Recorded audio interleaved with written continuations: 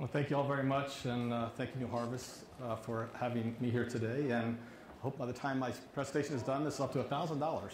So let's make it happen. So I'm excited to talk to you about what we call cellular aquaculture and kind of a roadmap that we created for product commercialization. I think my whole message for you today is that it's easy to get kind of stuck in a linear approach when we think about how to take this product to market. I wanted to present to you kind of a more of a holistic look and kind of what the end in mind might look like and some of the decision-making tools that will help really determine that pathway to commercialization. So I'll do a brief background on the company and really the challenges we're facing. I think part of the message for the next three panelists is that this category of aquaculture is really challenged globally, and I'm excited to give it a lot more attention than I feel deserves. And then kind of get into some of the strategies for our commercialization and actually what a facility design might look like. So quick background, our goal is to work in partnership with the seafood industry, supplementing the current practice which fish are farm raised or wild caught, creating a third leg on the global supply chain stool, if you will, in which seafood can be manufactured that consumers trust, tastes great, but that also supports the health, sustainability, and biodiversity of our oceans. So again, products that really not only have all these attributes, but are free of environmental contaminants. So our name, BlueNalu, if those of you are not familiar with the word Nalu, Nalu is Nalu of the Moana. Nalu is the word for wave in Hawaiian, where the three founders initially met for the first time. We thought it was a really interesting setting that it's the middle Pacific Ocean where many of our seafood species come from, very biologically diverse. Nalu also is a slang in Hawaiian. Nalu is being mindful, but going with the flow. So it's a really interesting term that was really appropriate for our company. So we've actually raised $4.5 million a little over a year ago from 26 investors altogether from 5 different nations to get our company off the ground. Today we have a team of 12 members that really bring together a diverse set of talents from food innovation, commercialization, cell biology, tissue culture, bioengineering, intellectual property, a lot of experience with partnering, and experience with startups and exits as well. We are actually aggressively hiring more people, cell biologists, engineers, food scientists as well. See ourselves going up to about 20 FTEs by the fall of this year. We also have an advisory board, so part of this is also all relevant to our commercialization strategy that is providing us with subject matter expertise in a wide array of areas. It includes marine conservation with Jacques Cousteau's youngest son, Pierre-Yves, and also J.B. Kelly from the Prince Albert II Monaco Foundation, strong culinary talent, the president of CIA, celebrity chef Roy Yamaguchi from Hawaii, and also Susie Fogelson from the Food Network, and expertise from the food industry from Campbell's, PepsiCo, Nestle, then also from sustainability metrics, and also marine biotechnology. So very helpful to us as we develop our whole team, and we also have a number of consultants and contractors as well. So what business are we in? It's the first thing we all need to ask ourselves. What's really fascinating about seafood is people love seafood. People are moving away around the world from meat and poultry towards seafood due to the many benefits and health attributes that it has. And we're also getting warning like the bottom middle here that we're all eating too much processed meat. We need to double our fish intake. So demand is at an all-time high. Very exciting. So it's the right category to be in. The demand is expected to be even higher over the years ahead, dominated by the Asian marketplace. Here's a challenge. The supply is diminishing or, in fact, disappearing from our planet. Overfishing, acidification, climate change, many attributes are creating this problem. So we have an absolute global supply chain gap. The world needs another solution. On top of that, the seafood that we're all left with, the balance that feeding the world, is increasingly compromised. These are issues that land animals don't have. We have issues in the seafood supply. Together we have inhumane slaughter, factory farming, other suffering issues, but we have bycatch, we have habitat damage, we have labor practices that's illegal in some cases, and occupational safety is one of the most dangerous professions in the world, but also viruses, pollutants, and also a lot of personal issues, microplastics, pathogens, parasites, sea lice, environmental pollutants, a significant amount of fraud in the sector, sometimes intentional, sometimes unintentional. But also, it's the only product, my background is 35 years in the food industry, it's the only product that has a warning like this, where the FDA and EPA says if you're a pregnant or breastfeeding woman, you have 3 choices: 0 fish, avoid it. We don't recommend you have any fish due to mercury, or you have one serving, 4 ounces of fish a week, or 2 to 3. With cell-based seafood, there can be a fourth category, as much as you want. So what will happen to global demand when we take off the handcuffs of the seafood supply for the many people who are a little frightened to consume it? On top of that, it's the only thing on the menu that actually says market price. So it talks about the global supply chain and how it's really quite challenged, that we don't necessarily, as food service operators, know what we're going to have to offer or what it's going to sell for. And in fact, you're seeing these crazy price swings month to month. And kind of in the seafood news, you're seeing a drop in shrimp seeding 1 week could have a global impact by fall. Norway salmon spot price in week 27 warns of supply will drop. So it's a crazy world of seafood supply that can be flattened out if we could only make it. So what if we could actually create a demand-driven model for seafood, not a supply-driven model? One in which we could have a factory 50 miles away, not 3,000. So it's a whole game changer for the industry. A lot of other issues that we know about for the seafood industry that don't get talked about too much. We know that bycatch is the cause of maybe 20 to 30% of seafood that die, that don't even get off the boat, really. There's another 30% that's estimated that never make it to our stomachs on top of that, due to spoilage, due to waste, just due to a number of issues. It's not really well quantified. There's also other issues, just talking about it, whether it's black market or poaching or price fixing. These are just things in the news that are all issues associated with the seafood industry, so it's time for a change. At the end of the day, this industry is all about ocean health. 1 out of every 2 breaths that we take is due to the ecosystem of our oceans. So roughly 50 to 85% of the oxygen comes as a result of phytoplankton and their role.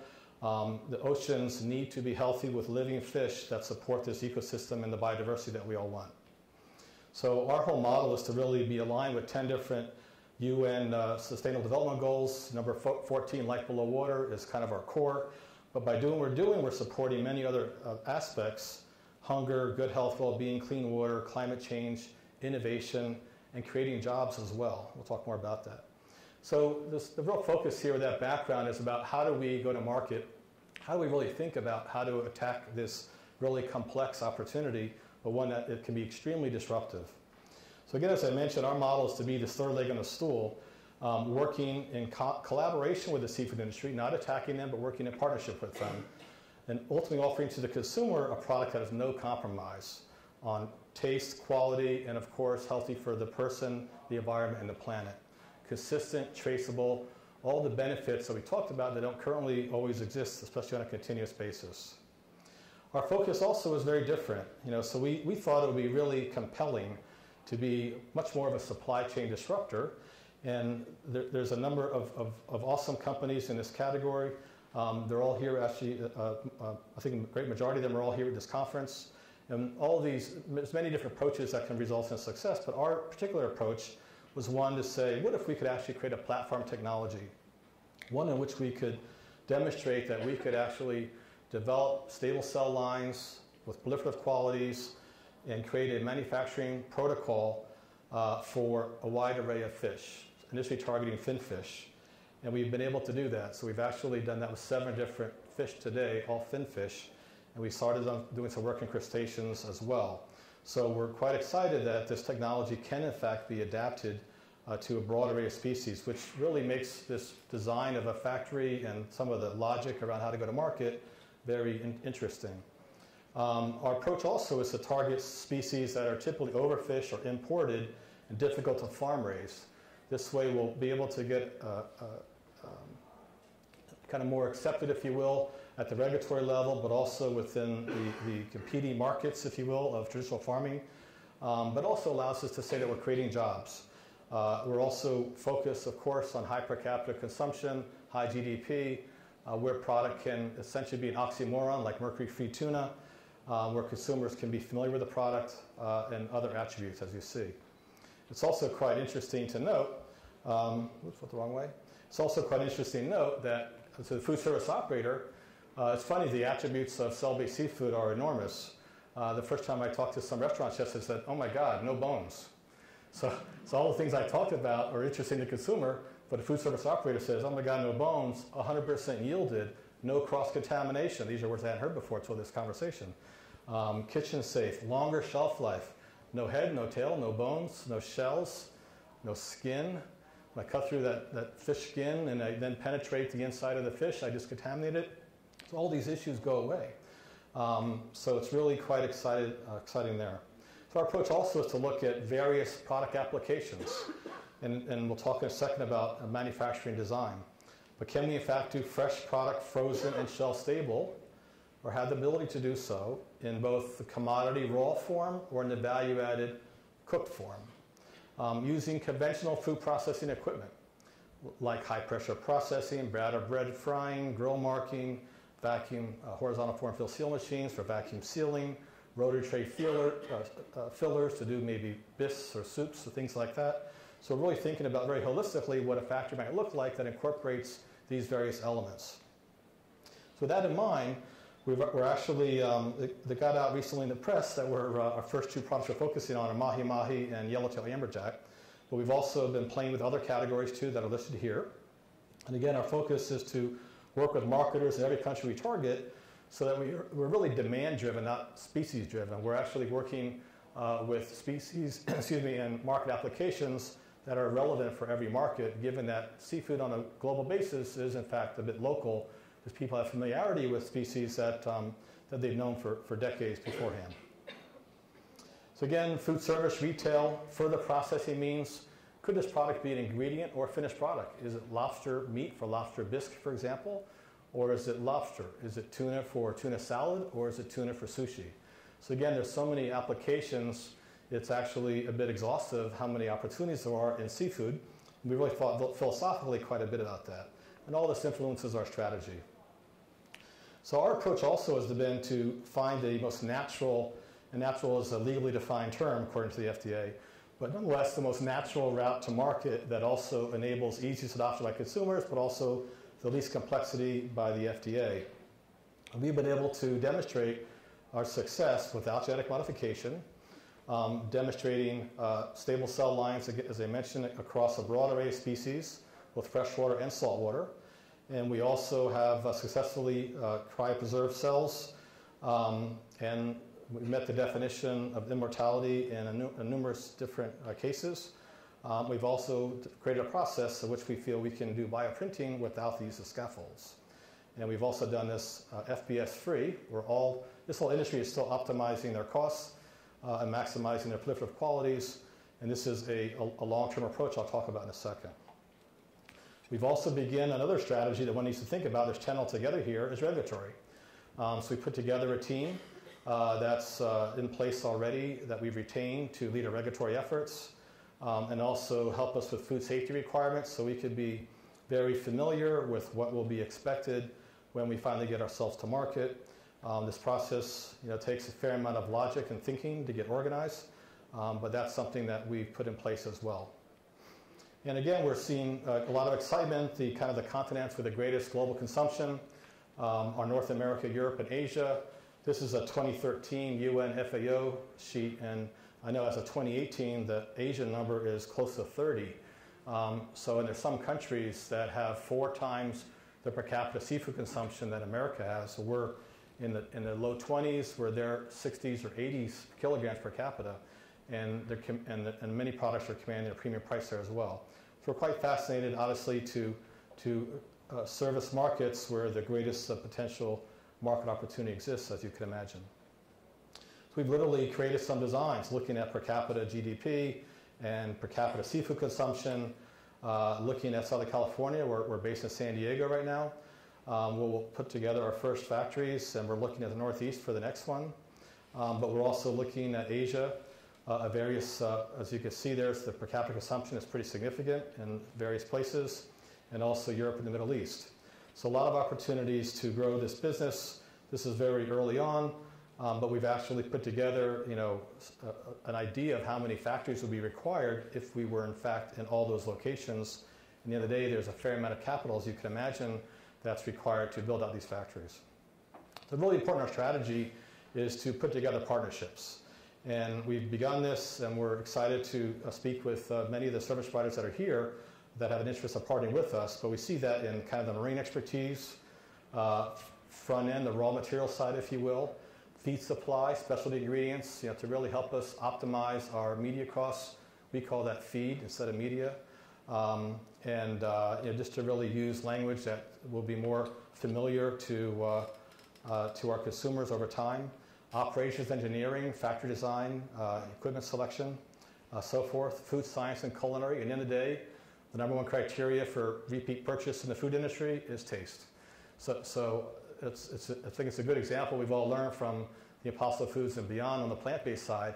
What they did is they really replicated the taste that people really wanted to not give up on with all the other attributes that they were available in plant-based foods for several decades.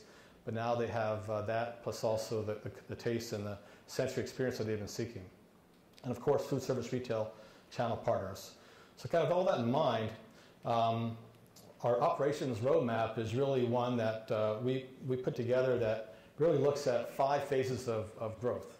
So again, in my background in the food industry, typically you might just go through 2 or 3 phases. So picture for making a marinara sauce, you might go from a stovetop to a 10-gallon to a 100-gallon kettle, and things change a little bit, but in this case, things change a lot. So we recognize that as we go and we scale up this business from really low lab scale to what we call pilot, to test market manufacturing, to a regional market launch, to large-scale factory, we said, what does large-scale factory even mean? What does it look like? So what does the end in mind look like? In the 26-letter alphabet that we have in the U.S., what does letter L look like, or letter M, where we can identify what the first factory design might look like, so that we can, as we work in these earlier phases, that will be very influential to some of the logic we have as we design our engineering and our R&D processes. So as you can see, this is kind of a 10x model. So it's one, we'll call it the 20 liter to 200 to 2,000, 20,000 to a big number, 200,000 liter. And that can be done various ways. But we've actually, feel very confident that right now what we're calling phase 0 is the perpetual process of continuous improvement. Phase 0 we describe as, we will forever, this whole industry will be forever be optimizing its media, which we again call our feed, and that will be something that will also be optimized for every species that we all go after. We start over again, we learn from what we've already applied, and we approach it perhaps in a similar fashion, perhaps a little differently. Then lab scale, pilot scale again. So we're currently in this phase 1 and just beginning to phase 2 production in our case. We're working at these kind of levels of development.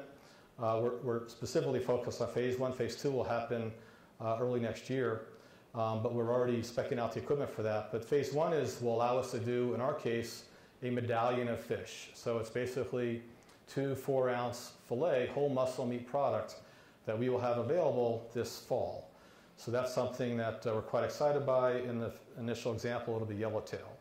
And then we're looking at phase 3, doing a small market test within roughly 24, 30 months, in which we will take our product to market. Initially, that will be mahi in our case. But there's other things that we're talking about as well. And phase 5, there we go. Phase 5 is, I think, really relevant to talk about. So what does a large-scale factory even look like, and how do we work backwards from that? So we've actually identified this 150,000 square foot factory. You see nice little palm trees there. Originally, I'm from New Jersey, so originally had some different kind of fauna there. But on the inside, the guts of that facility looks a little bit like an intersection of a microbrewery meets a traditional food factory. So I think this whole industry needs to move away from the term, lab-made, lab-grown, with pictures of lab coats and petri dishes. This, in the end of the day, is a food made in a food production facility, call it a factory, whatever you want. It follows the same good manufacturing practices, HACCP guidelines as the food product does. In our model, we're showing here 3 different production lines. So as you can see, these are roughly up to 4 stories high.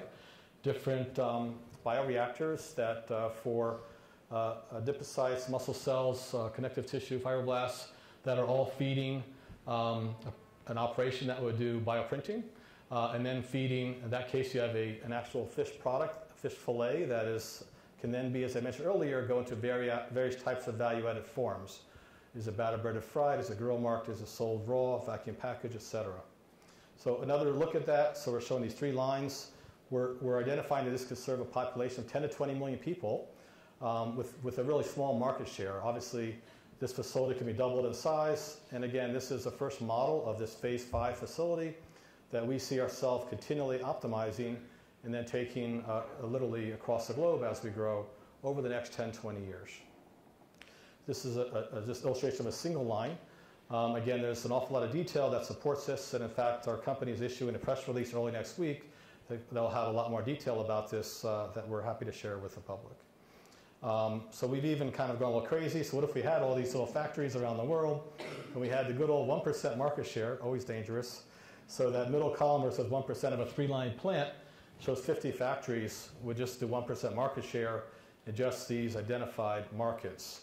And obviously, if that plant was 6 lines, it would be a lot less, and if we had a larger market share, it would be a lot more.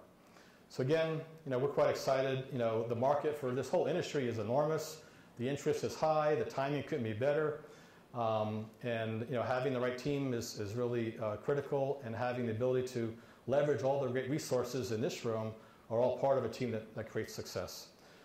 IP is there as well, and really being focused on consumers will be the key to success. So my information, and thank you very much.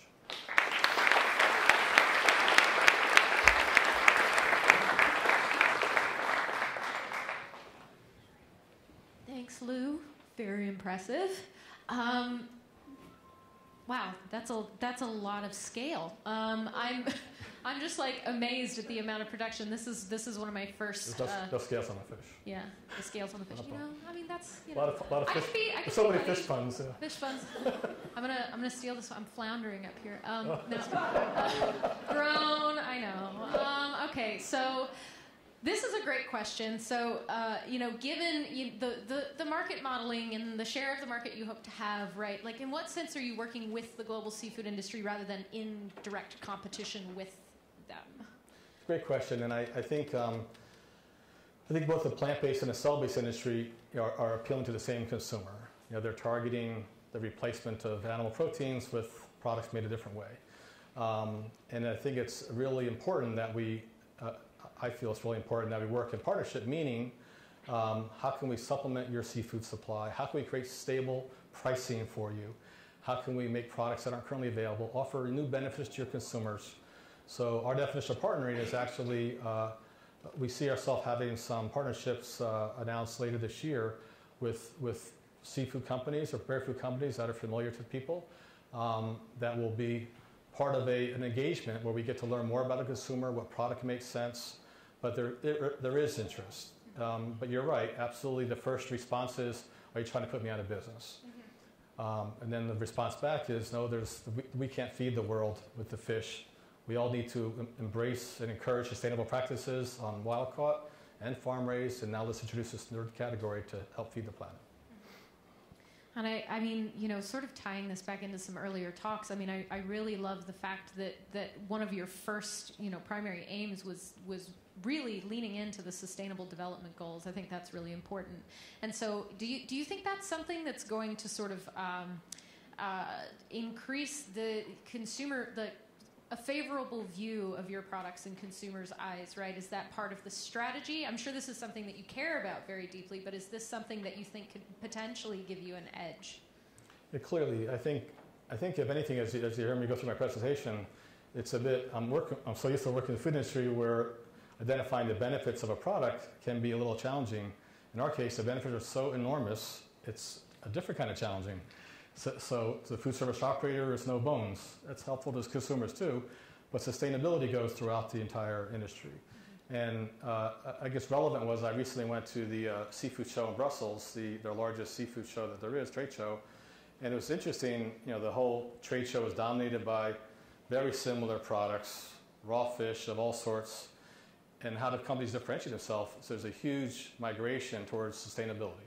And they're looking at third-party certification schemes or any kind of language. So there's clearly a movement, especially at retailers, food service operators, to say, hey, have my products, here's how I define sustainability. It's actually a little confusing because it's a cloud of different definitions. very interesting. So there are a couple of things about regulatory approval up here, and I do feel like they're slightly separate questions. But the first one is, can aquaculture companies work together on a single regulatory approval, or does it have to be product by product? So like you guys are talking about creating a platform and doing supply chain disruption. So is it possible for it to be a more holistic approach, or is it really going to be kind of piecemeal? I guess the answer is we don't know. So I think I think this whole group knows that initially the USDA, then the FDA had some meetings. In our case of seafood, we're under FDA only. Good news is it's a single regulatory agency, but how exactly to regulate all of us, meat and fish, is not crystal clear yet. I think what's just on having talked to some folks in Washington, I think they might treat this as a bit of a case-by-case initially, because they might see different, has to do with product safety. I think they'll treat all of us as it comes to labeling. But when it comes to product safety, if there's different protocols in place, the kind of testing that might be required or the kind of demonstration that might be required, that's why we're starting to study that ourselves. We don't have an answer yet, but we're just trying to ask the same questions. It is a big question. And so right now it seems like the second question that was up there was about specific regulatory bodies. So they're sort of the strategy. It sounds like it's kind of TBD in terms of working with regulators on this stuff. It is. I think there hasn't been any noise from DC since the meetings last year. I think there's an effort to try to get things done during this current administration, so there's not a turnover and a delay. So in the perfect world, we'll have some answers by the end of this administration. Excellent. Okay, sorry. I'm looking through the questions. This is an interesting one. It's when you say a medallion will be available, do you mean on the market? No. No. No, so on the market, as I mentioned, we call that our phase 3. Mm-hmm. That's 24 to 30 months is when we'll have something on the market. So we all have a lot of work to do. So we're just demonstrating we're already developing these small scale medallions already, mm-hmm. But something that we'll feel more comfortable about will be sometime later this fall. So right now it's it's a bad description, but what we're doing now is vanilla ice cream. We got to work ourselves up to back to the ice cream thing. Keep on bidding. We're developing a vanilla fudge swirl, so we got to incorporate all the flavors and attributes and texture, mouthfeel, the expectations. Understand. I know our third speakers will talk a little bit about that. What is the basis of fish? Fish is a funny thing because the control is a variable. Is it wild caught or farm raised, male or female, old or young, which ocean? So the USDA has a definition of certain attributes, but to the consumer, it's not that clear. So again, these are all things that we're thinking through. That's really interesting. I know we don't want to get too into the technical weeds, but can you speak a little bit to the advantages, or I guess if you have experience in both, but culturing fish versus land animals, right? Like, are there some similar strategies that you're following, for instance, that could be applied to some of the people that are thinking about scaling up production of land animal-based product? All I can say is it's very different. It's a bit Darwinian. So it's I think this whole industry has found that obviously there's a lot of work on mammals. There was zero work on fish. So we started off with a white piece of paper that was quite interesting, quite challenging. It said there's a huge opportunity to actually develop this, but the protocols that worked on mammals did not work on fish. And there is a common thread amongst different species of finfish, but each situation is certainly customized. But it's definitely apples and oranges, mammals versus fish. And I do like this one, just bringing sort of the consumer component back into it, because if you're talking about a path to commercialization, that's really what we're aiming at. What have you learned so far in thinking about this strategic framework about how traditional producers, right? So some of the people that you would hope to not scare away or not think that you're taking their business, right? What have you learned about how they perceive this emerging field of cellular agriculture and cellular aquaculture? I think just like some of the earlier comments today, where people talking to their mom or whatever, and it's the same thing with these companies. I think there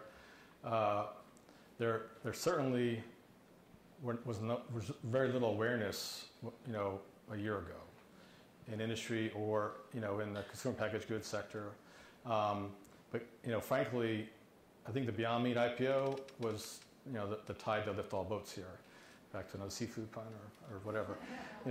So it really has created a lot of awareness at every level. Under the umbrella of alternative protein, there's even been some really interesting press. Plant-based is really great, but around the horizon is cell-based, and what would cell-based do to that whole market? I call that kind of the full circle back to the beginning. Generation 1 was a land animal. Generation 2 was many alternative protein burgers, for example, we've had for many decades. Generation 3 is impossible and beyond. Generation 4 is cell-based. We came back full circle to the original animal without the animal. So it is the end of the line. It's the perfect product. And I think we're starting to see the trade kind of get interested in what we're doing as a result. That's really awesome. Okay, thank you so much for your time. Thank you all.